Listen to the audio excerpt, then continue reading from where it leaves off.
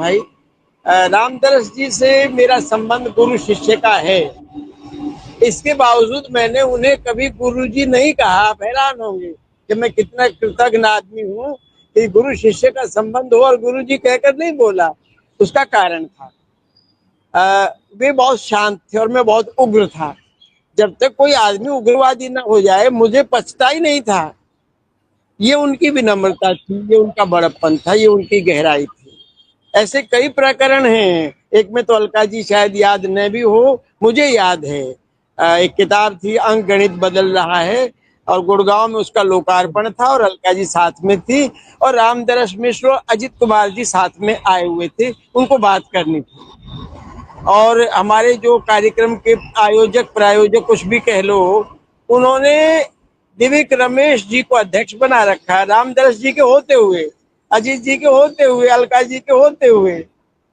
और ये बात कोई और होता तो शायद उस चर्चा से बाहर निकल जाता। मुझ जैसा कोई छोट भैया होता, सोचने वाला या उग्रवादी किस्म का होता, निकल भागता, मैं रहता ही नहीं वहां। क्योंकि कब देखा जाता है।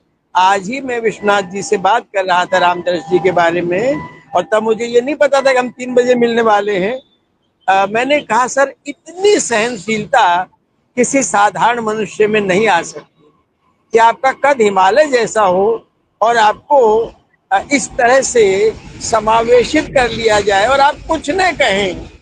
ये व्यक्ति को रामदरस मिश्र जी बनाता है। जो कविता पाठ अभी आपने किया, मैंने उनको कम पढ़ा। मैं गाय चराने में और फुटबॉल खेलने में व्यस्त ज्यादा रहा। अब लगता है कि शायद मैं पढ़ा लिखा हूँ, लेकिन मैं पढ़ा लिखा कम हूँ। लेकिन रामदरस जी की कहानियां और उनके उपन्यास, मैं फिर कह रहा हूं, अभी तक अनपढ़े जैसे रह गए हैं। हिंदी में जिन लोगों ने लॉबिंग कर ली, वे बड़े ऊर्ध्वगामी साहित्यकार बन गए। और ये जो मेरे आदरणीय हैं, जिनको मैं आज पहली बार गुरुजी कह रहा हूँ और आत्मा से कह रहा हूँ, कोई आडंबर नहीं है, इन्होंने कभी लॉबिंग अपनी की ही नहीं। और खुशी की बात ये कि किसी लॉबी के शिकार भी नहीं हुए, क्योंकि किसी लॉबी में शामिल हो जाना यो मान लो प्रकारांतर से उस लॉबी का शिकार हो जाना है। ये नहीं हुए, ये बचे रहे, ये साबुत रहे। साबुत इस हद तक रहे कि जब आप कविताएं पढ़ रहे थे, किसी भी कवि की अगर आप 5-4 कविताएं एक साथ पढ़ते जा रहे हैं तो 2 के बाद हमें लगता है रिपीट हो रहा है व्यक्ति। रामदरस जी की जो कविताएं मैंने अभी आपसे सुनी, एक बार भी नहीं लगा कि आप चुप क्यों नहीं हो जाते। इसका मतलब ये हुआ कि रामदरस जी जहाँ से स्टार्ट होते हैं, वो धमनियां दिल वाली वहां से शुरू होते हैं और दिल तक पहुंचने का मादा रखते हैं। वे किसी भी बौद्धिकता या बौद्धिकतावाद या विचारधारा को अपने से लपेट करके ना वे नागार्जुन बनते हैं, ना वो कुछ और बनते हैं। मेरा इशारा पूरा समाज सुन रहा है, समझ रहा है जो मैं कहना चाह रहा हूँ। बहुत सारे कवि इसलिए बड़े हो गए कि उन्होंने अपने आप को किसी विचारधारा के दरवाजे पर जाकर के बैठा दिया। मेरा एक और परिचय भी उनसे, वो मेरे एमफिल में जब डेजर्टेशन लिखना था, शैलेश मटियानी का उपन्यास था गोकुली गफूरन, वो मेरे गाइड थे। लेकिन दुर्भाग्य ये रहा कि हम एज ए गाइड और एज ए विद्यार्थी कभी बैठे ही नहीं, मिले ही नहीं इस रूप में। कुछ ऐसा हो गया जीवन में कि मेरी गोपुली और मेरी गफूरन दोनों आपस में झगड़ गई और मैं एक किनारे पे बैठ के उनका झगड़ा देखता रहा। ये जीवन है। लेकिन उन्होंने शिकायत नहीं कि भैया तुम कैसे गायब हो गए। ये बड़प्पन होता है व्यक्ति का। वरना आदमी कहता है मेरे पे हाजिरी तो लगाने आओ, तुम कहाँ हो। उन्होंने कभी किसी से कोई शिकायत नहीं की।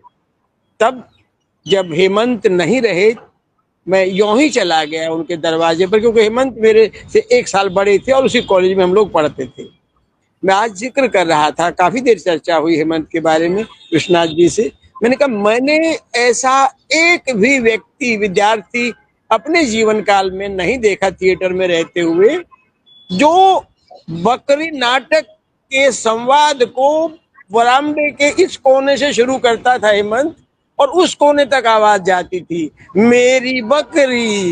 ये गांधी की बकरी थी, सर्वेश्वर की, यहाँ जितना मैं समझ पाया। लेकिन जिस रक्त ने साहित्य को इस सीमा तक जिया, कि जिसकी संतान नाटक को कॉलेज के बरामदों में से गुंजायमान कर सकती थी या किया, उस व्यक्ति के अंदर साहित्य किस सीमा तक प्रवेश कर गया होगा उसकी कल्पना की जा सकती है। ऐसे बड़े कद वाले लोग का शतायु होना, पद्मश्री होना, कवि होना, उपन्यासकार होना, और मैं फिर कहता हूं रामदरस जी का रामदरस जी होना सबसे मूल्यवान गुण है। साहित्य में ऐसे लोग कम